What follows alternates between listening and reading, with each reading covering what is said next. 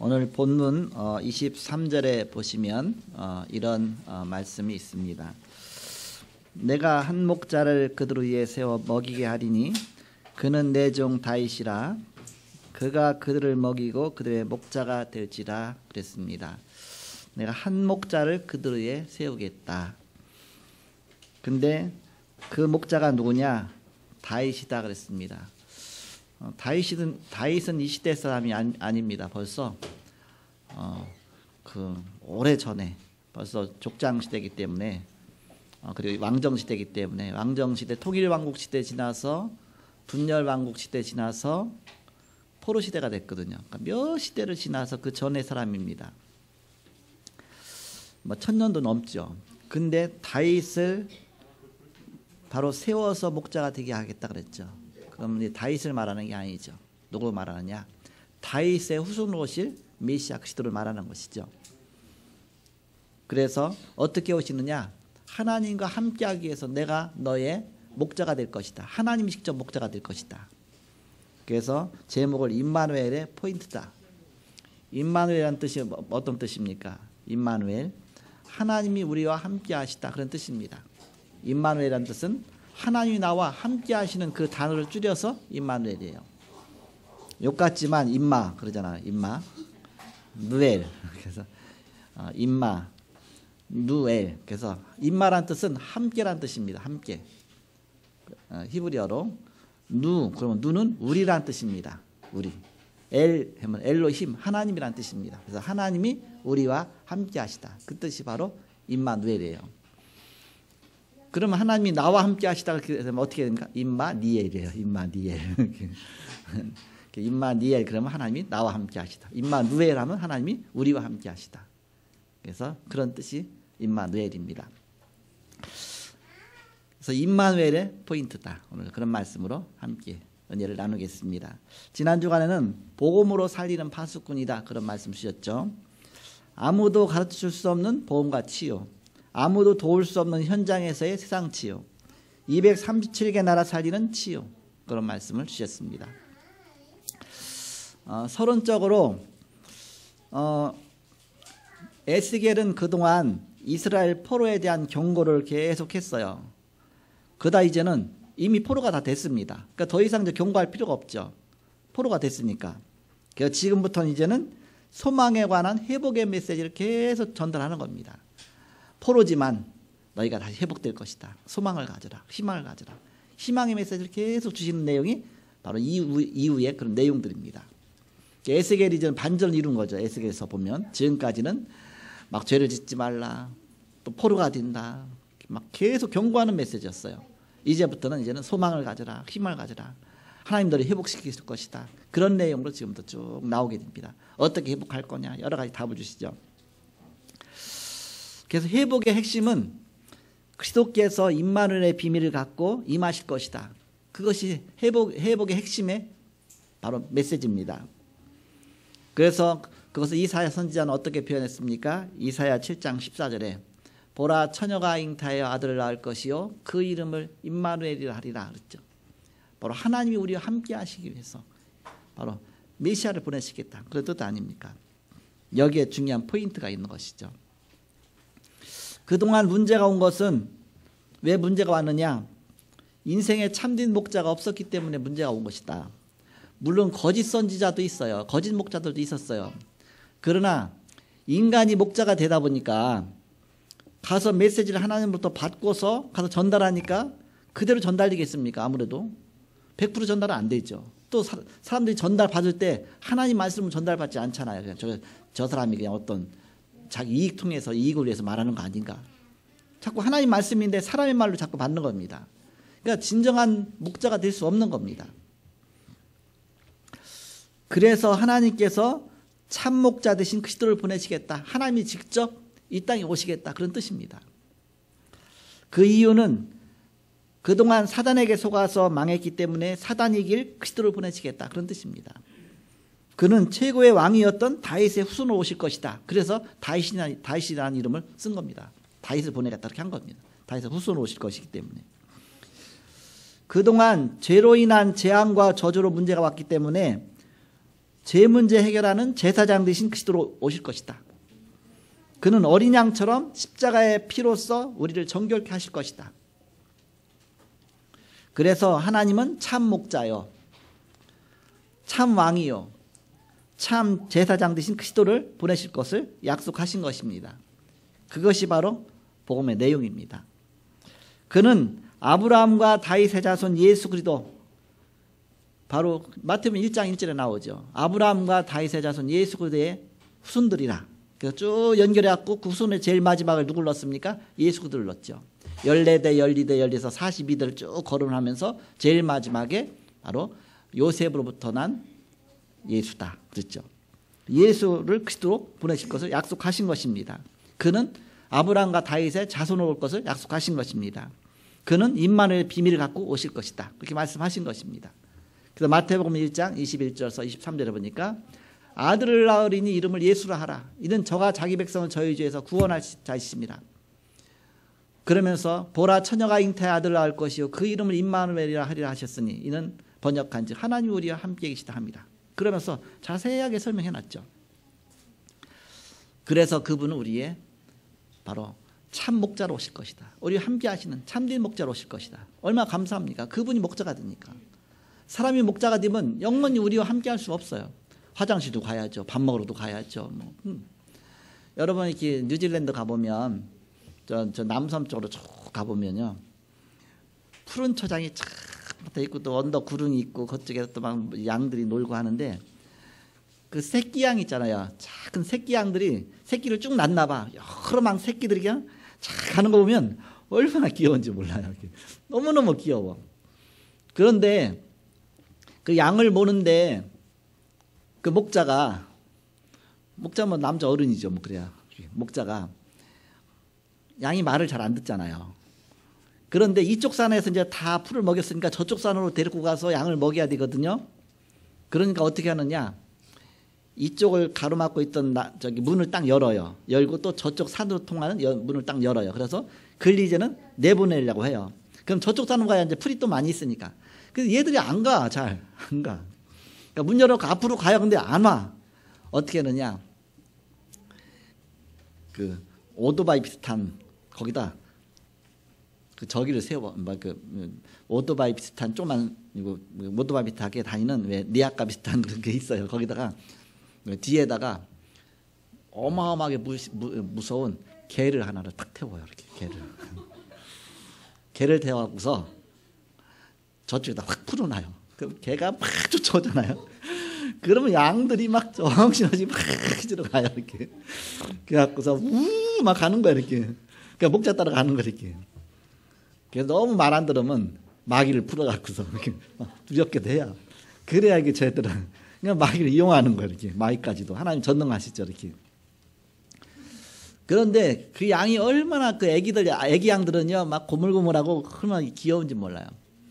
근데 제가 이제 어제 운동하다가 이제 핵심 갔다가 와서 이제 토요일 날 오후에 시간 있잖아요. 좀 쉬다가 이제 산으로 운동하러 갔어요. 그 산이래야 이제 우리 앞 동네에 있는 산이니까 늘 날마다 다니는 산인데 야산이에요. 이렇게. 뭐 조금 뭐 얼마 안 높죠. 거기를 10년째 제가 운동하고 있거든요. 그런데 어제는 신기한 걸 발견했어. 신기한 거. 10년 만에 신기한 걸 발견했어요.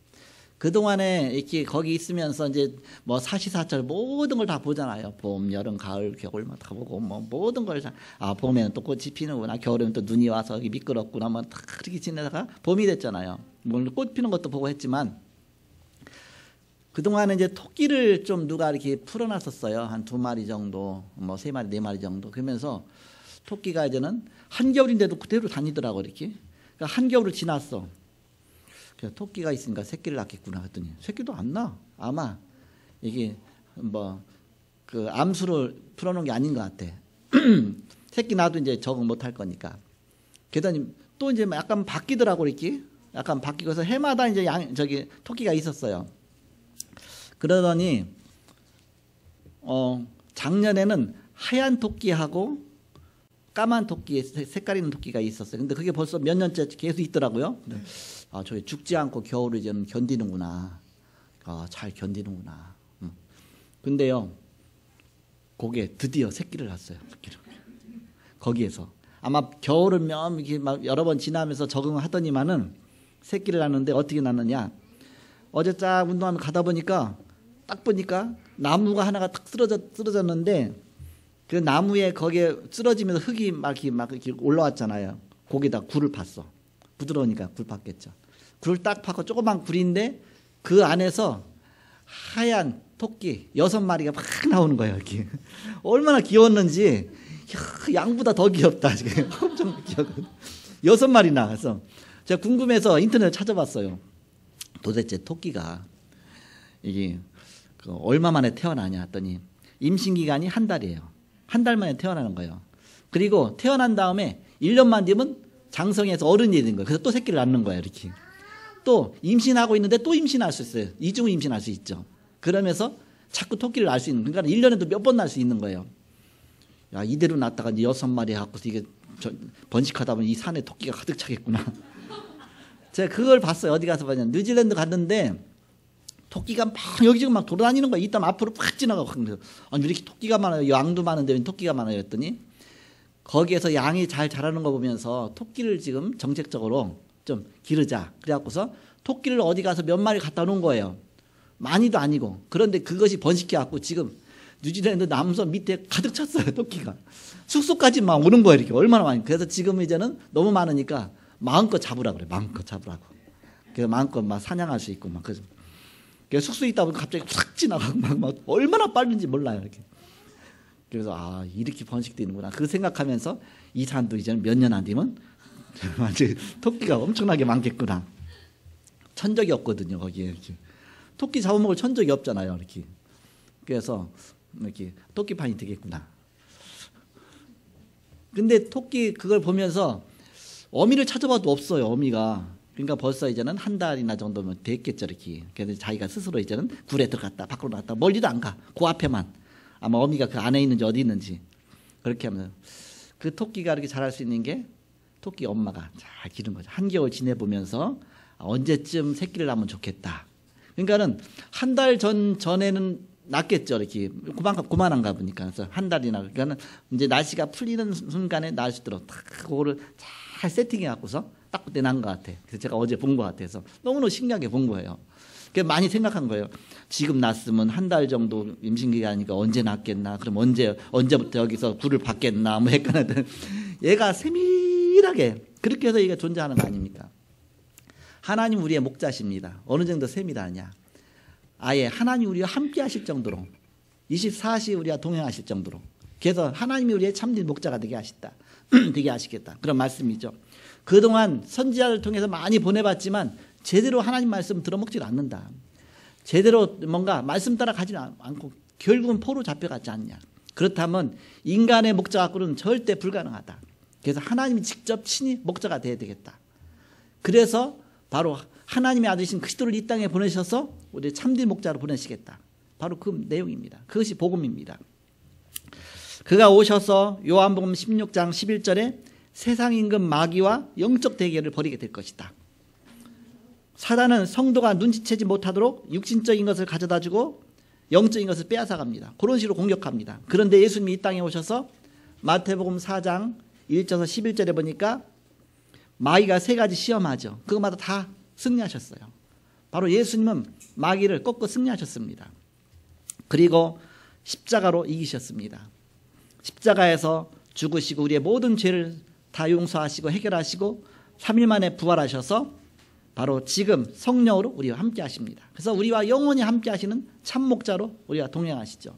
영접하는 자 곧 그 이름을 믿는 자들에게는 하나님의 자녀가 되는 권세 주셨으니 우리에서 십자가에 죽으신 그리스도께서 부활하신 그리스도께서 성령으로 우리와 함께 하십니다. 근데 잠깐 함께 하는 것이 아니라 24시 함께 하십니다. 영원히 함께 하십니다. 볼지어다 내가 세상 끝날까지 너희와 항상 함께 있으리라. 절대 염려하지 말라. 왜냐? 우리는 잠깐 함께 할 수밖에 없지만 내 자녀하고도. 그러나 하나님은 늘 함께 하신다. 항상 함께 하신다. 이 사실을 절대 잊지 마시기 바랍니다. 그래서 우리가 성령 충만 달라. 그건 뭐예요? 하나님이나 함께 하시는데 더 그 비밀을 누리게 해달라. 그런 뜻 아닙니까? 성령 충만. 세상은 악령 충만한 자가 지배하거나 아니면 성령 충만한 자가 지배하거나 둘 중에 하나입니다. 우리의 힘보다 더 뛰어난 어떤 힘, 그거 갖고 돌아가고 있다. 그래서 성령 충만한 사람이 지배하거나 아니면 악령 충만한 사람이 지배하거나. 그래서 세상의 성공자들은 악령으로 충만하게 자꾸 끌고 가는 겁니다. 의식, 잠재의식을 개발하라고 하고, 그 프로이드의 무의식 단계도 막 말하고 하면서 어떻게든지 막 그쪽으로 끌고 들어가는 것이죠. 명상은 뇌를 살리기 때문에 효과가 있습니다. 그러나 하나님이 중심이 아닙니다. 내가 중심이죠. 결국은 영적 문제가 오게 되는 것입니다. 그러나 하나님 자녀는 명상이 아니라 묵상을 하는 것입니다. 묵상은 하나님이 중심입니다. 그렇기 때문에 우리가 묵상할수록 영적으로 더 충만해지죠. 이 묵상하는 것이다. 여기에는 중요한 바로 포인트를 찾아야 된다. 바로 하나님이 우리 함께 하시는 임마누엘 포인트. 어떤 포인트를 찾아야 되냐? 첫 번째입니다. 생각의 포인트를 찾아야 됩니다. 우리는 늘 생각하며 살잖아요. 생각의 포인트. 사람 따라 다르겠지만 우리는 거의 언제 속습니까? 문제 올 때 속아요. 문제 올 때 문제 아니다 그래야 됩니다. 문제로 보면 불신앙이 되고 아 이게 문제구나. 그럼 금방 불신앙이 찾아옵니다. 그럼 사단이 그 마음을 생각을 속입니다. 그런데 아 문제 없다 그러면 바보가 되는 겁니다. 문제가 있는데 문제가 없다 그러면 바보가 되는 것이죠. 그래서 우리는 문제가 아니다. 문제 없다가 아니라 문제가 아니다. 왜 아니냐? 답이 있기 때문에. 우리의 참목자이신 그리스도가 나와 함께 하시기 때문에 문제 아니다. 문제는 문제인데 문제가 안 된다 그런 뜻입니다. 문제 없다면 바보가 되잖아요. 문제가 있는데 문제가 아니다. 답이 있는 자는 문제가 안 되는 것입니다. 문제는 있지만 요셉의 경우 문제 속에서 오히려 시대적인 찬스를 잡은 것입니다. 오히려 문제 속에서 다 모든 응답을 받았어요. 문제 없던 게 아니죠. 있었지만 문제가 안 된 것입니다. 노예로 가니까 비자가 필요 없어요. 노예로 가니까 무슨 비자가 필요합니까? 노예로 가니까 돈도 필요 없어요. 다 데리고 가니까. 우리는 문제가 오면 찬스를 노리는 것입니다. 총리가 돼서도 성공만 바라본 게 아니죠. 총리가 돼서는 오히려 세계 복음화를 했습니다. 중요한 답을 갖고 있었던 것이죠. 답이 있으면 실패해도 성공해도 그 속에 더 중요한 것을 우리가 찾아 누리게 되는 것입니다. 다윗도 마찬가지잖아요. 다윗의 경우 양을 치는데 최고의 목동이 되었죠. 그 기술 갖고 골리앗을 무너뜨린 것입니다. 다윗의 응답 아닙니까? 두 번째는 마음의 포인트입니다. 생각의 포인트를 넘어서 이제는 우리가 마음과 생각, 마음의 포인트. 마음의 포인트는 상황 따라 달라요. 상황 따라서 우리 마음이 수시로 12번도 더 바뀐다고 그러잖아요. 이렇게 마음이 이랬다 저랬다. 상황 따라 틀리죠. 그러나 하나님이 너희가 빌립보 4장 6절 10절에 보니까 너희 마음과 생각을 지키시리라 그랬죠. 즉 하나님이 정확하게 우리와 함께 하시는 것입니다. 그래서 다윗은 항상 감사했습니다. 하나님 나와 함께 하시니까. 바울은 고난 속에서도 감사했습니다. 감사와 함께 응답을 제일 많이 받았어요. 고난 최고 많이 받았는데 응답도 최고 많이 받았어요. 하나님 함께 하시니까. 그리스도는 평안을 주십니다. 하나님이 함께 하시면 평안이 오게 돼 있죠. 편안이 아닙니다. 평안이죠. 편안은 편의점으로 가면 돼요. 편의점 여러 가지 편하잖아요. 가까워갖고. 그러나 우리는 편안이 아니라 평안입니다. 평안은 편의점이 없어요. 그리스도께만 있습니다. 그리스도께 갈 때 우리는 참된 평안을 얻게 됩니다. 우리 영혼, 우리의 삶 속에. 자, 마지막 세 번째입니다. 어떤 포인트냐? 영적 포인트를 찾는 것입니다. 영적 포인트. 우리 영혼의 포인트를 찾아야 돼요. 우리 영혼 살아나는 영혼이 하나님과 함께하는 그런 포인트가 있다. 세상을 보는 순간 그리스도가 없구나.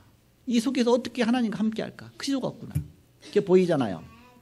그래서 우리가 21가지를 찾아 누리는 것입니다. 그리스도가 없구나. 그래서 오직 그리스도 사도행 1장 1절 오직 하나님의 나라 3절 오직 성령 충만 8절 우리가 오직 할 것입니다. 그러면 권능이 임하고 힘이 생긴다. 하나님이 함께 하시는 비밀입니다. 이때 보이는 것이 천명과 소명과 사명입니다. 하나님이 함께 하니까 그리스도가 함께 하니까 중요한 것이 보이죠. 그래서 복음 없으면 죽는구나. 내가 복음이 안 되면 안 되는구나. 그래서 당연 필연 절대 복음 붙잡는 것입니다. 오직 복음이구나. 이것이 안 되어지면 다른 게 자꾸 커 보여요. 일단 밥 맛있는 거 보면 너무 맛있구나. 뭐 이거 한번 누려야지. 이거 자랑하고 싶다. 사진부터 찍어 이렇게. 식당 가서 맛있는 탁 찍고 이거 내가 이거 먹었다 자랑하고 싶고 그게 뭐가 중요해? 너무너무 시시한 거지 어떤 걸. 내가 누린 그리스도가 너무너무 귀하니까 그거는 아무것도 뭐 그렇게 보이는 겁니다. 내가 어디 갔다 그러면 너무 아름답고 즐거워. 이건 정말 한 사람 오지도 못하는 곳에 왔구나. 그게 막 감격스러워갖고 막 사진 찍고 하면. 그러나 그리스도가 나와 함께 하시는 것이 가장 행복하면 그거 아무것도 아니에요. 이게 뭐 중요해요. 주님이 함께 하셔서 여기까지 온 건데. 그래서 우리는 그리스도와 더 기저한 것이 안 보이는 것이죠. 그리스도 안에는 지혜와 지식의 모든 보화가 다 감춰 있느니라. 그리스도 안에 모든 것이 다 있구나. 꽃을 보면 너무나 이쁘구나. 이거 막 찍어갖고 사람들한테 보여주고 싶고 막 같이 오고 싶고. 그리스도가 나와 함께 하시는 것 최고의 비밀인데 뭐 그것까지 다 지나가는 거죠. 좀 있으면 다 떨어지는 것인데. 뭐 여의도 뭐 윤종로 가서 봐도 좀 있으면 다 떨어지는데 그 영원한 것도 아니에요. 여의도 뭐 벚꽃 구경 가도 이렇게. 저번에는 벌써 손주가 있으니까 손주 100일 식당 식사하러 가는데 차가 막히니까 저녁 되다 보니까 하여튼 그 내비가 어디 인도하느냐 여의도로 싹 들어가더라고. 이렇게 여의도로 이렇게 대방동 가는데 아니 왜 차가 이리 가냐 잘못된 거냐 했더니 길이 딱 뚫렸어요. 했더니 여의도 윤종로 벚꽃 그 길 밑에 길에로 쫙 하는 거예요. 차가 없어. 여기는 비었네. 신기하다. 그래서 난생 처음으로 여의도 윤종로 벚꽃 구경 이 길을 가네 했더니 꽃이 막 슬슬 떨어지고 있는 거 있죠. 이렇게. 다 복음 너무너무 귀한 복음 누리면 다 별거 아니죠. 왜 내 안에 계신 그리스도가 너무너무 크기 때문에. 그래서 복음 없으면 죽는구나. 그래서 당연 필연 절대적인 복음 이것이 나에게 각인이 되는 것입니다. 그러면 내가 일심할 것 전심할 것 지속할 것이 나오죠. 그러면 오직 유일성 재창조의 응답이 오게 되죠. 그래서 나는 24, 25 영원 이 복음 속으로 들어가게 되죠. 이것이 각인 뿌리 체질되는 것이 21가지의 삶입니다. 이때부터 나오는 것이 5가지 기도입니다. 감사하면서 말씀 흐름 따라서 집중할 때 치유가 되고 미래가 보이는 이 축복을 누리게 되죠. 이때 7달란트 내가 어떻게 발견할 것이냐 이렇게 나오죠. 그러면 세상 나가면 어디든지 보고 조용히 흐름 바꿀 수 있는 9가지 포인트의 비밀, 9가지 포인트의 비밀 누리는 것입니다. 그 비밀이 이제는 20가지 전도 전략으로 그래서 합친 것이 62가지 삶이다. 이렇게 영적 포인트를 잡아야 우리가 임마누엘의 진짜 축복을 점점 누리게 되는 것이다. 자, 결론입니다. 그러면 이 임마누엘의 비밀 속으로 들어가서 이때부터 모든 걸 시작하는 것입니다. 아침에 일어나서도 임마누엘 속으로 들어가는 거예요. 어렵지가 않아요. 영적 서밋으로 가는 것은 어렵지가 않습니다. 내가 아침에 일어나서도 주님께 기도하고 성령 충만 달라고 기도하고 주님이 나와 함께 해달라고 기도하고 그 속에서 하루를 시작하는 것입니다. 내가 실패했다 할지라도 무너졌다 할지라도 그때 다시 또 언약 붙잡고 또 다시 시작하는 겁니다. 기도하는 것입니다. 하루를 다 마치고 나서도 하루에 여러 가지 일들이 많이 있었지만 또 그리스도께 들어가는 것입니다. 임마누엘 속으로 들어가는 것이죠. 그래서 이 임마누엘 이 포인트 붙잡고 이제는 이 속에서 우리 학생들은 학업도 하고 또 달란트도 발견하고 하나님 만드신 나, 하나님 주신 나의 것, 하나님 주신 나의 현장 발견하고 그 붙잡고 요셉이 그 축복을 누렸다. 그래서 요셉이 그 속에서 노예로 있든지 감옥 가든지 뭐 누명 쓰든지 상관없이 그 속에서 여호와의 신으로 충만한 것입니다. 창세기 41장 38절. 그럼 다 끝난 것이죠. 그 임마누엘 속으로 들어갔으니까.